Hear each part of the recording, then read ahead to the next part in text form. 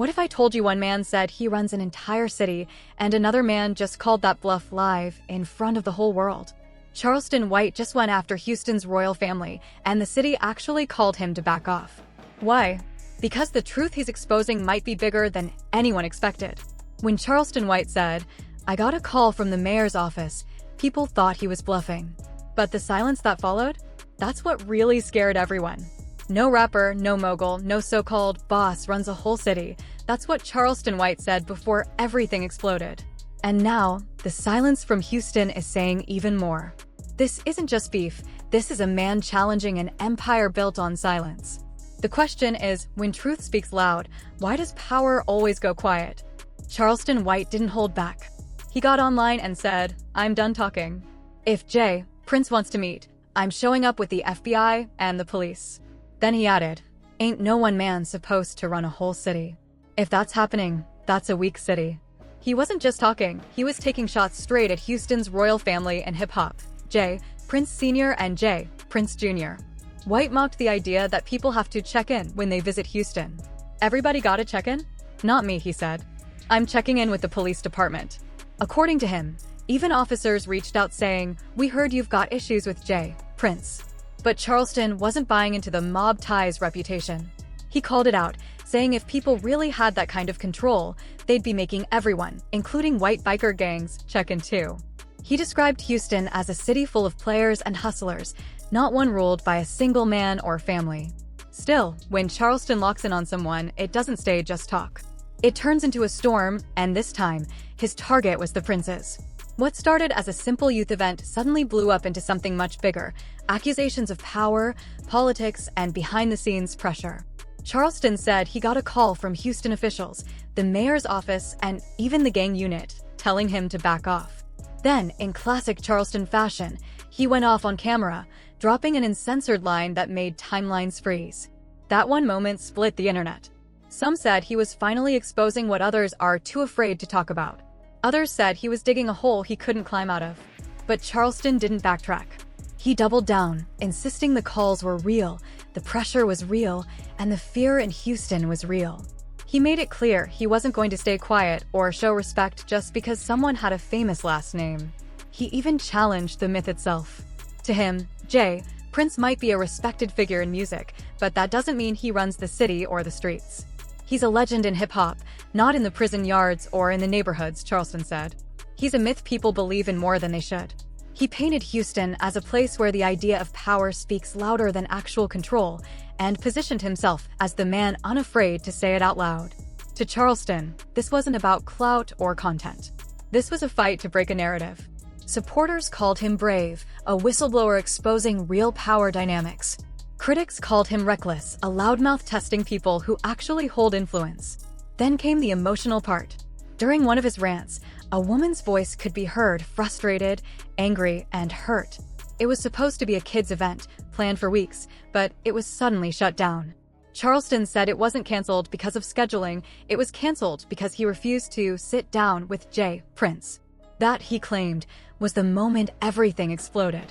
For him, the issue wasn't just about one man, it was about how fear, image, and influence work behind closed doors. And when Charleston White declared, Prince doesn't run Houston, he wasn't just making a statement, he was breaking a spell. He wanted people to question the image, the legend, and the silence that surrounds it. Because in his eyes, this wasn't entertainment. This was war. Charleston White isn't whispering from the sidelines, he's standing in the middle of the storm, swinging with both hands. He says the kind of respect you earn in boardrooms and studios doesn't automatically mean you run the streets. And he always reminds people where he came from. Born and raised in Texas, Charleston built his message on real scars, mistakes, jail time, and the long road from survival to purpose. That's the balance he lives in, the man who preaches discipline and growth, but also fires off harsh truths about the street codes he says have failed the very people they claim to protect. He'll talk about responsibility one minute, then call out the myth that checking in keeps you safe or that a last name deserves silence. In his mind, too many people worship image over honesty. Mob ties, he laughs. That's a made-up name, like Malibu's Most Wanted. He compares Prince Jr. and his circle to movie gangsters, characters playing tough in a city that, in his view, shouldn't be run by anyone's family. To him, the whole idea that Houston moves under one name is theater. By saying it out loud, he's forcing people to separate real power from the illusion of it. For Charleston, this is about truth, even if it sets everything on fire. But to understand why he's so bold, you have to understand who he's talking about. Jay, Prince Sr. isn't just another name in hip-hop. He's the man who built Rap-A-Lot Records, the powerhouse that turned Southern rap into a national movement. His name carries weight in studios, boardrooms, and community meetings where deals are made quietly and respect is currency. That's the kind of influence Charleston is swinging at when he says, "The myth is bigger than the muscle." Then comes the next generation, Jay.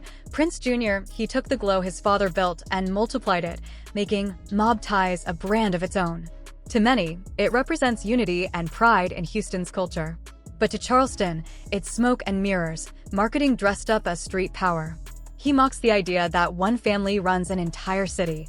No one man runs Dallas or Fort Worth, and definitely not an entertainer running Houston, he says. Jay, Prince is a legend in hip-hop, but in the streets or the prisons, he's not recognized like that. He repeats that message again and again, not because he's out of words, but because repetition is his weapon. He wants to break the myth. On one side stands legacy and symbolism.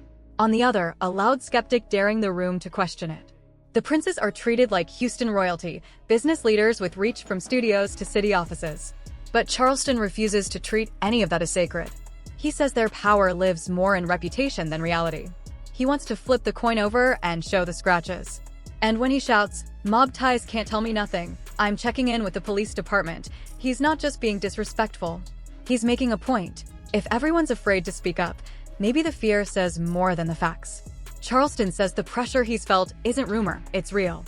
He claims he got calls from Houston's mayor's office and even the gang unit, warning him not to bring his event to town.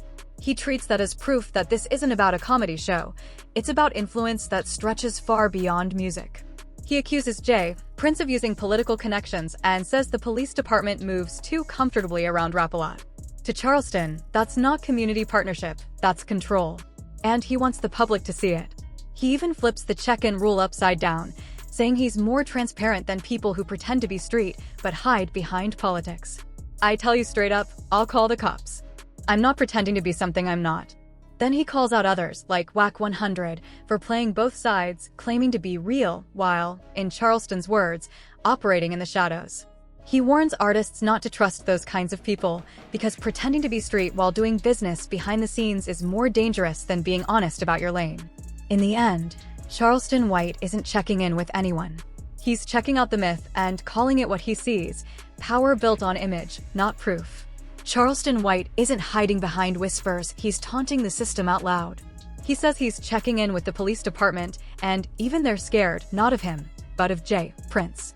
It's part dare, part statement. If the culture says you have to pay respect to street power, Charleston says he'll pay his respect to the law and make everyone else do the same. Then he takes it further, saying flat out, Jay, Prince doesn't run Houston. He calls the idea of the moguls' control a legend, a story that lives stronger in hip-hop myths than in real places where consequences are earned. But in the same breath, he claims that very myth still has power enough to move phones, shut doors, and make city officials nervous. That's the contradiction he wants people to see. There might not be a real boss, but there's still real pressure. And that, he says, is the problem, the power of image. Even exaggerated influence can make people hesitate. He says the city's call to him wasn't out of courtesy, it was a warning. And he repeats the phrase, "I just got the call," over and over, like a drumbeat. It's his way of saying, when you speak against certain names, the response doesn't come from Twitter comments, it comes from phone numbers you didn't dial. To Charleston, this isn't just beef. It's a clash with a quiet network that doesn't argue online, it moves silently, behind doors. And he's not backing down. He says there won't be any private meetings, no peace talks, no silent handshakes. He's not bowing to a legacy or asking for protection. In his eyes, the city's concern wasn't about timing, it was about pressure. So he met pressure with volume. He named names. He burned myths. And he dared anyone to prove him wrong. Then things hit home. The fire spread to a youth mentorship event, something he said he'd been locked in to attend for over a month. Suddenly, phone calls started flying, venues froze, and doors quietly closed. Charleston said the calls didn't come from a promoter, they came from the city itself. He claimed officials were warned that his appearance could cause trouble, that his presence was a problem waiting to happen. But he didn't see it as a scheduling issue. He saw it as a power play, grown men politics spilling into a kids' event. He went live, furious, saying he wouldn't sit down with anyone, and he definitely wasn't softening his tone just to get back on the bill. He accused organizers of getting spooked, not by threats of violence, but by fear of Rap-A-Lot's reach. If people wanted him to check in, he said fine, he'd check in with the police, not with a clique. Then came the explosion. He repeated his signature half-censored taunt, throwing the challenge back in the city's face. To him, it wasn't just rebellion, it was defiance. A refusal to play by unwritten rules. But when he started talking about the kids' event, his tone sharpened. He said everyone knew for weeks that it was for children, and still, it got tangled in politics because he refused a private meeting. He even pointed to a woman's voice, full of pain and frustration, saying the message from officials sounded like this: if he shows up, something's going to happen, even at a kids' event. That's where Charleston drew the line. He turned his outrage into an accusation that power, if it means anything, should protect children, not pressure or silence people. Then came his so-called receipts, screenshots, messages, alleged proof that the interference was real. He repeated the claim that the calls came from Houston's mayor's office and the gang unit. In his eyes, this wasn't a rumor playing out online. It was the machinery moving in real time. And then came the flashpoint. On his live stream, he showed a weapon. Supporters said it was his way of saying, "I won't be cornered." Critics called it reckless, saying he was turning talk into danger. Either way, the temperature shot up, a local argument became a national headline. Even the event's organizer, Miss Papp, stepped in, saying the mayor's office had been flooded with calls. She said she'd keep the event going, but asked him to hold back. For Charleston, that didn't feel like peace, it felt like proof. Proof that pressure was real, just dressed up as concern. In his mind, the whole thing became a test. A test of who really holds power and who's brave enough to question it. Would Charleston fold to keep his access, or stand his ground and take the hit? He chose the second. He held the line and dared anyone to prove him wrong. On the other side? Silence. No post from Jay. Prince Sr. No statement from Jay. Prince Jr. Not a caption. Not a quote, nothing. That silence spoke louder than any reply could.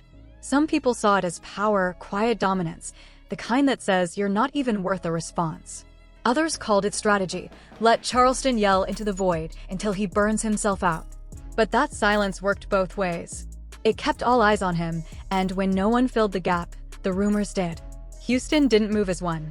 Some locals brushed it off, saying Charleston was just stirring the pot again, chasing views and attention. But even those same voices admitted something most people won't say out loud. Sometimes, buried inside the chaos, there's a sliver of truth. That truth in the madness idea is what kept the story alive. It stopped being just internet drama, it became a challenge. If Charleston's lying, prove it. If he's not, then why is everyone so quiet? The official side didn't make things any clearer. No one confirmed his claims about city pressure or calls from police, but no one denied them either. That silence turned into a gray zone, and that gray zone fed the rumor mill. Charleston pointed right at it and said, "See? That's how power really works off the books." Critics pushed back, saying, "You can't convict people with silence." But the tension didn't fade, it spread. Online, the split got sharper. One camp called Charleston reckless, saying he was poking an empire with nothing but a mic and a live stream, dragging a kids' event into street politics and waving a gun on camera for shock value. The other camp called him fearless, finally saying out loud what everyone whispers in private, that checking in has turned into a paywall, and that some names walk through doors others can't even knock on. Comment sections turned into courtrooms without judges. Every clip, every soundbite became another piece of evidence. Nobody could close the case, because every silence only made the noise louder. That's what kept the story burning, the clash of styles. Their silence versus his volume. He kept shouting into the dark. The dark never shouted back. And that silence, that mismatch, forced people to pick a side. Do you respect the quiet because real power doesn't argue? Or do you question it because real truth doesn't hide? With every day that passed and no word from the princes, Charleston's story looked either braver or more isolated. And since the city never labeled anything true or false, the uncertainty became the narrative. That's when Charleston pulled out history and receipts. He said the pattern isn't new. The silence feels familiar. He pointed to the infamous fight between Trey the Truth and Zero, a brawl that unfolded in public while, he says, police stood by like there were two sets of rules, one for some, another for everyone else. That moment, he claimed, wasn't random, it was revealing. Then he brought up paperwork. How does someone outside law enforcement get access to open case files? He asked. How do police reports move around with details that aren't supposed to leak? He used those questions like a crowbar, prying open what he says are the real issues: connections, influence, and who has the kind of pull that gets their calls answered any hour of the day. Charleston said he wasn't chasing myths, he was chasing proof. Not what people rap about, but what's written down in folders and reports. Then he widened the lens. He started talking about check-in culture. In his words, if the code is real, it should hit everyone the same: rappers, influencers, athletes, even the white biker with a club patch. It shouldn't bend for one group and snap for another. He claimed that the code only gets enforced where it's easy, when the cameras are on and the risk is low. But when real pressure shows up, the rules suddenly go quiet. To him, that's not respect. That's selective power. He refused to treat it as culture or tradition. He brought up names like FBG Duck and King Von, reminders, he said, of how outrage seems to stretch depending on who's involved. People will stream a song 1,000,000 times, he said, while some mothers are still waiting for apologies that never come. That's where he drew his line. He asked who gets condemned, who gets excused, and who gets protected by silence. To his supporters, that's the point of his voice, forcing conversations that most people avoid. To his critics, it's reckless, grief turned into a microphone. Charleston didn't drop the Houston Police Department angle either. He said, everybody knows HPD's friendly with rap a lot, and even the FBI can't get inside those walls. He said it like a verdict. Then he pointed back to the Trey and Zero moment, caught on camera, but somehow untouched by consequences. He argued that influence doesn't always need threats. Sometimes, it just needs everyone to look away. Then came the livestream. When he flashed the weapon, the internet split in two. One side saw defiance, a man refusing to be scared into silence. The other side saw danger, a story one bad moment away from turning real. People warned him. He didn't flinch. He said if the price of silence is safety, he'd rather pay a noise. Meanwhile, the princes said nothing. And that silence, cold, controlled, and complete, kept working in their favor. With no response, people wrote their own endings. Some said it was real power, bosses don't argue. Others said it was convenience, you can't be caught lying if you never speak. Charleston only doubled down. He said, if even half of what I'm showing is real, then this isn't gossip, it's a network. Then he circled back to the youth event, the spark that lit everything. He said that day revealed more than any rumor could. If power's supposed to protect the next generation, he asked, why did a mentorship event turn into a battle over ego and access? To him, that was the clearest receipt of all proof of who gets the call, who gets the pass, and who gets left outside the door. He ended that thought with one message: respect earned in public shouldn't be spent in private to keep others out. So now, what's left to decide? Is this all just noise, or is it exposure? That's where the fallout lives. Because underneath all the drama are three words: power, risk, narrative. If even a fraction of what Charleston says about canceled events, quiet pressure, and police proximity is true, then this isn't a music story. It's a map, one that runs under the city like train tracks, connecting money, influence, and who gets the final word when the doors close. And that's why he keeps talking. To him, it's not about a flyer being pulled. It's about who can make it disappear with a single phone call. The cost for him is clear. Every time he goes live and drops names, he's stacking risk on top of reputation. He's betting that noise can outlast silence, that sunlight can beat shadows. Supporters call it courage, the only weapon a man has when he's not part of the system.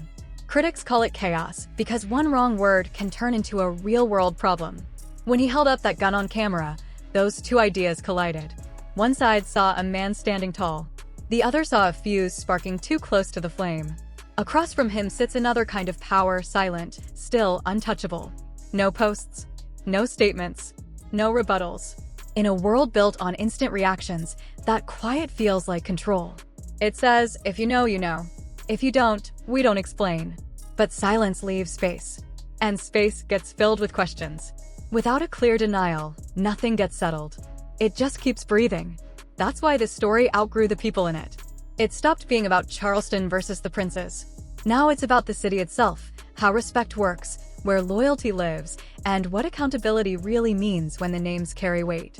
He says if power can move that quietly, if influence can stretch that far, then something isn't right. A city shouldn't be afraid of its own names. It shouldn't take silence to stay safe. He compares it to how things used to be in places like Boston decades ago, when figures like Whitey Bulger held neighborhoods in fear. That era's gone now. Nobody runs a city like that anymore, not in 2025. But in his eyes, Houston still moves like it's stuck in that old pattern, one family at the center, power unchecked, and everyone else pretending not to see it. To Charleston, that's the real problem. Not the myths or the music, but the idea that influence can still outweigh accountability. Because once that happens, the rules stop being fair, and fear starts running the show again. In some cities, power sits in the hands of a few people who act untouchable. They move as if they control everything: the streets, the music scene, even parts of the system that should hold them accountable. What's shocking isn't just their confidence, but how rarely anyone challenges it. If something like that happened in places like Chicago or Philadelphia, it would be shut down immediately.